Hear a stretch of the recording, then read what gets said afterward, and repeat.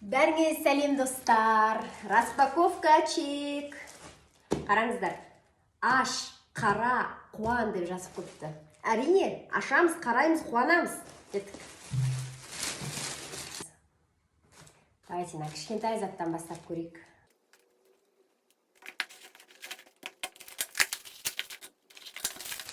Вау! Бұл жерде шашқа тағатын заколка. Осындай стразалармен жалтырап тұрады, өте әдемі.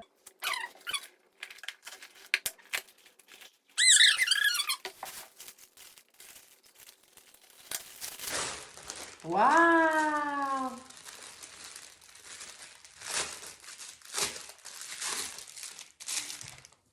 Косметичка өзіме. Негізі розовый цветін заказ бергім келген, бірақ өкінішке орай розовый цвет таусылып қапты. Сол үшін осындай бір косметичка заказ бердім өзіме. Өте әдемі.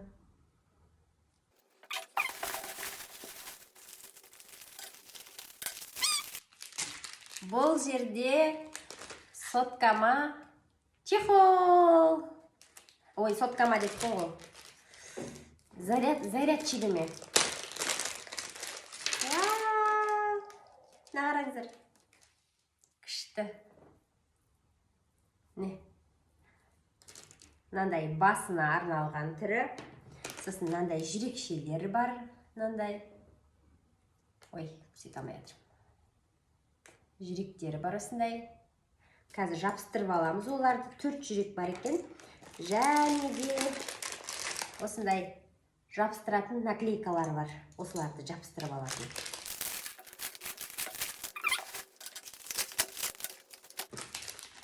Вау! Чехол өзімнің телефоныма.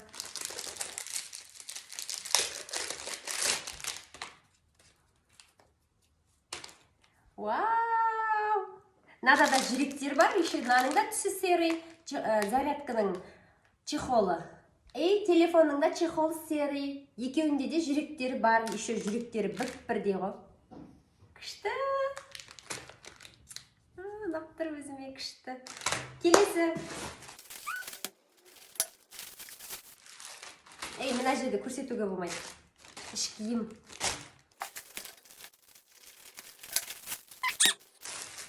Бұл гифюр, андай көйлектің, юбканың етегіне, жиегіне жалғап тігуге арналған. Бір көйлегім бар еді, өте қысқаша, соның жиегіне тігем деп.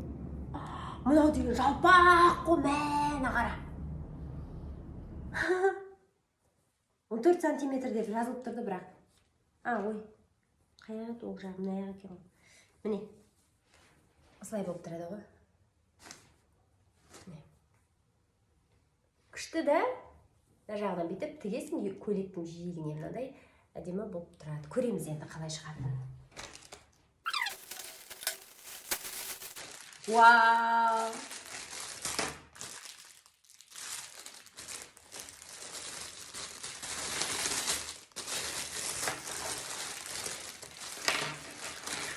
Осындай шашқа арналған набор.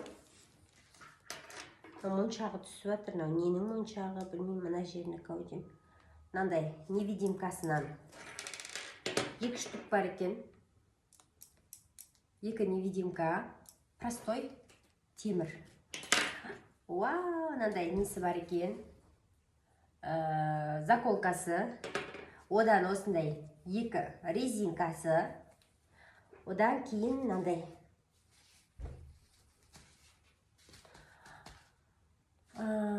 шашты бүйралауға арналған. Осылай қойып, мынаумен қыстырып шашыңды мынаған орайсың да, ұшына резинка тақып қоясың. Әдейі розовый түсін алды. Келесі затты көрсетейін.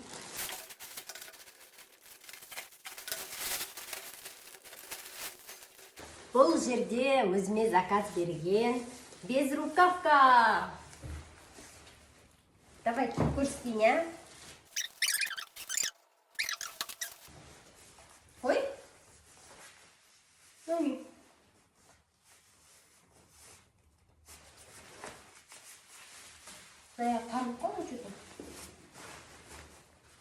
Қасқан әжерін тігіп жіберіпті ғой. Қазір ақта саламыз, байқамай тігіліп кеткен ғой әжерін.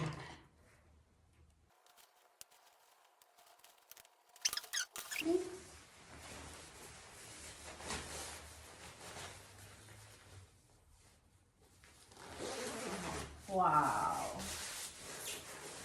Вау! Күшті! Ровно келіп тұр, размерім ровно. Классно, да?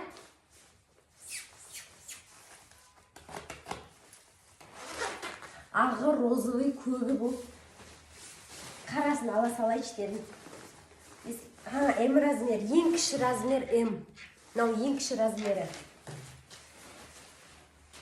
Келесі жолы басқа түстеріне заказ беруге болады екен. Келесі, соңғы зат. Бұл енді крупныйлау зат. Ойбай, салмағы да ауырлау. Қазір көреміз енді. Что-то қытырлап атыр, сынып қалмады ма екен, уайымдап тұрмшы.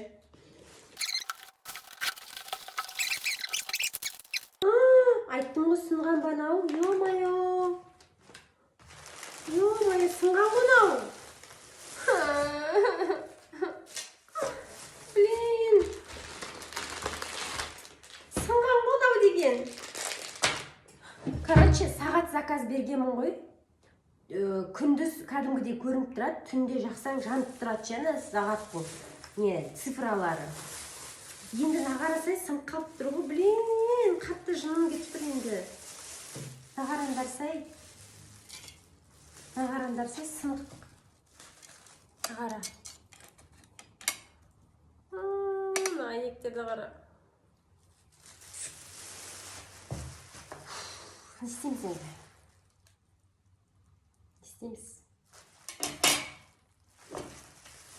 Фотоға түсіріп жібереміз қытайларға. Достар, айтпақшы, мен жаңа мына наборда өзінің батарейкасы бар екен. Сосын мынандай қабырғаға іліп қоюға сағатта арналған осындай бір ілгіштері бар екен. Сол бетіндегі әйнектерін жаңа сынып қалғанын төгіп тастадым, сүртіп алдым бетін. Енді батарейкасын салып жаңа қостым, жасап тұр екен. Енді қытайларға жаздым. Олар айтып жатыр, суретін жібердім да, сынып қалған. Сөйтсем олар типа менің ақшамды қайтарайын деп жатыр. Қайтаруға не беріңіз дейді, өтініш. Сонымен енді бұйырсам мынаның ақшасы қайта ма білмеймін. Мынау істемей тұр ғой. Жаңа істеп тұрған сияқты еді ғой. Тілдері қисайып қалған ғой мынаның ше. Қазір көреміз енді. Жаңа істеп тұрған. О, істеп тұр енді. Айтпақшы, бұның бір плюсы қараңғыда жанады. Мен сол үшін заказ бердім. Ол қазір көрсетем, я? Давайте қараңғы жерге апарып көрсетем. Достар, дала күндіз, міне, пердені жаптым, бөлмені барынша қараңғыладым. Ал енді сағатты қараңыздар. Қалай жанып тұр, көрдіңіздер ма? Міне. Міне, қараңғыда осылай жанады. Өте ерекше әдемі сағат.